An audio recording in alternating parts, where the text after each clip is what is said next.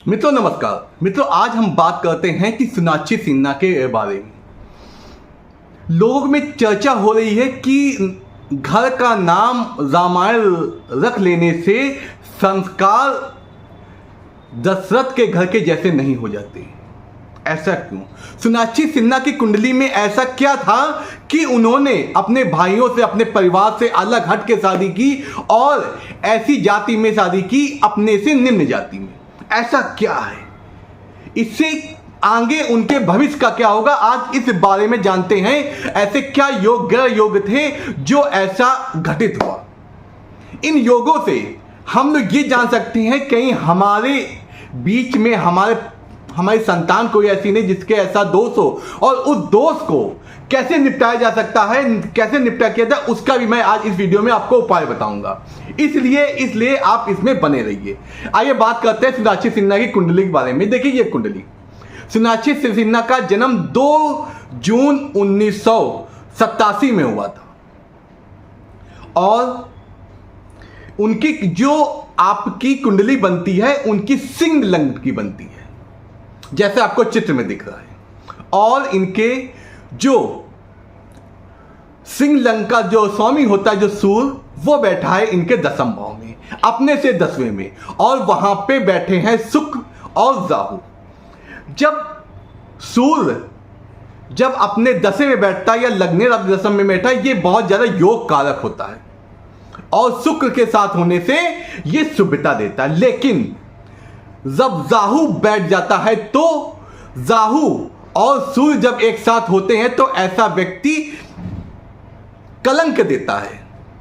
सूर्य लगन माने वो व्यक्ति कलंक देगा।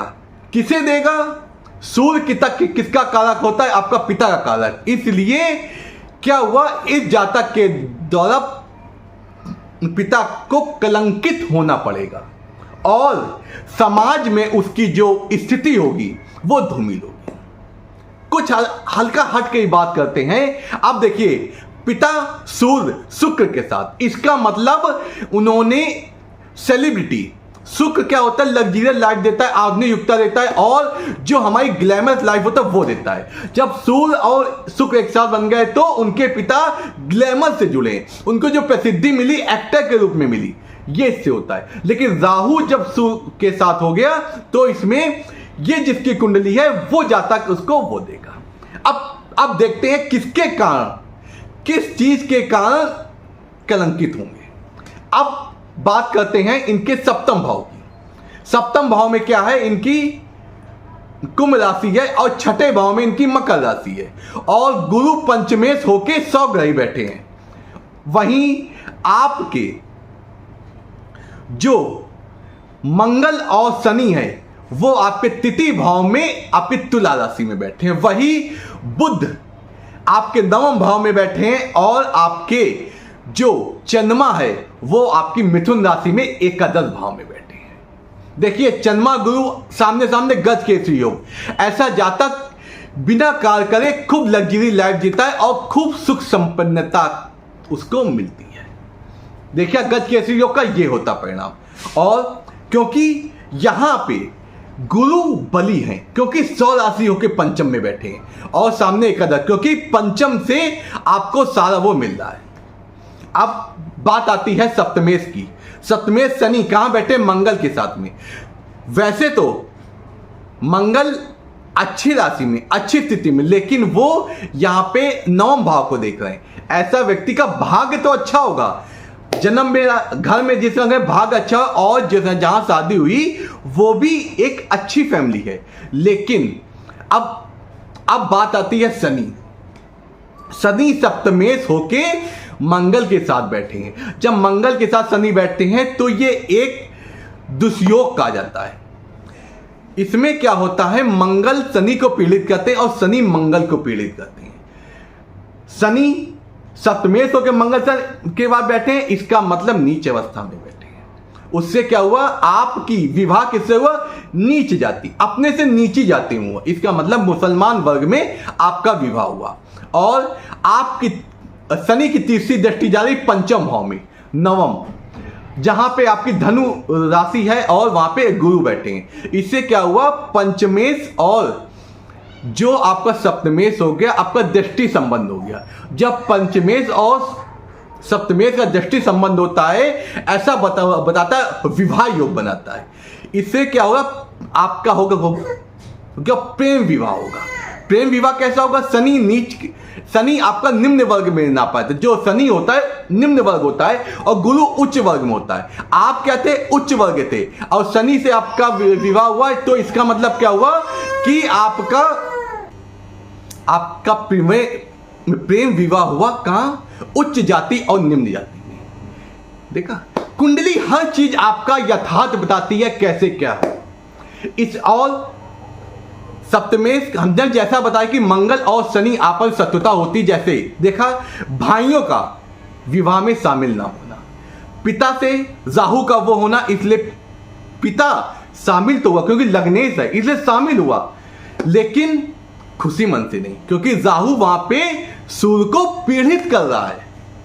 इसलिए उससे देखा ज्योतिषी गणना से क्या होता है, इनका जो विवाह हुआ वो परिवार की रजामंदी से नहीं हुआ और जितने भी समाज वाले लोग थे, जो अपने परिवार वाले वो थे, नाखुश थे। जैसा कि कहा जाता है कि शत्रुघ्न सिन्हा जो हैं, जो उनके जो 4 भाई हैं, उनका नाम राम लक्ष्मण भरत शत्रुघ्न है और उनके घर का नाम रामायण है और उनके पुत्रों का नाम लव कुश है।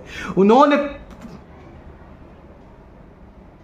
पूरी रामायण को अपने घर में बसाया है, लेकिन एक बालिका की ऐसी कुंडली होने के कारण आपकी जो बनी बनाई मेहनत थी, जो बनी बनाई आपकी प्रसिद्धि थी, वो आपकी धूमिल हो जाती है। इस प्रकार इन ग्रह योगों को अपने बच्चों में दिखाना चाहिए। अब कुछ देखते हैं उनकी एज पर न्यूमरोलॉजी इनमें क्या होता है। जैसे इनका जन्म 2 जून 1987 में हुआ था, इनका मूलांक 2 हो जाता है और जो इनका भाग्यांक होता है वो आपका 6 होता है। 2 नंबर चंद्रमा का हो गया और 6 नंबर शुक्र का हो गया। और जब इनका नामा अच्छा मिलाते हैं, सोनाक्षी सिन्हा में मिलाते हैं, तो आपका योग आता है 6 आता है। 6 क्या होता है, शुक्र का। इसका मतलब शुक्र और चंद्रमा क्या होते हैं, राज योग का निर्माण करते हैं। ऐसे जातक में प्रेम के प्रति बहुत ज्यादा आकर्षण होता है। ऐसे जातक अपनी मनमानी करता है और अपने आगे किसी की सुनता नहीं है। इस प्रकार एज पर न्यूमरोलॉजी भी आपने देखा कि अंक भी यही कह रहे थे, इनका प्रेम विवाह होगा और ये अपनी मनमानी करेंगे।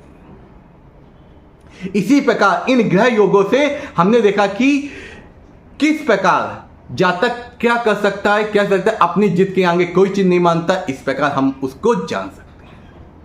ये इसको बताने का मेरा मतलब यही था कि अगर आपके किसी बालक में या बालिका में ऐसे ग्रह योग बन रहे हैं तो उसके पहले ही सचेत हो जाएं।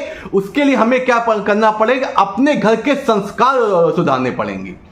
अपने घर में ऐसे लोगों का आना जाना और सीमित रखना चाहिए और हमें अपने बच्चों को आध्यात्मिक और धर्म के प्रति हमको मूव कराना चाहिए, जिससे क्या है, उनको समाज में होने वाली जो आपकी कुरीतियां होती हैं, जो आपके अलग अलग मतभेद होते हैं, उनसे वाकिफ हो सके और अपने सुखद और सुखमय और अच्छे जीवन का निर्णय ले सके और अपने माता पिता के मान सम्मान का भी ध्यान रखें।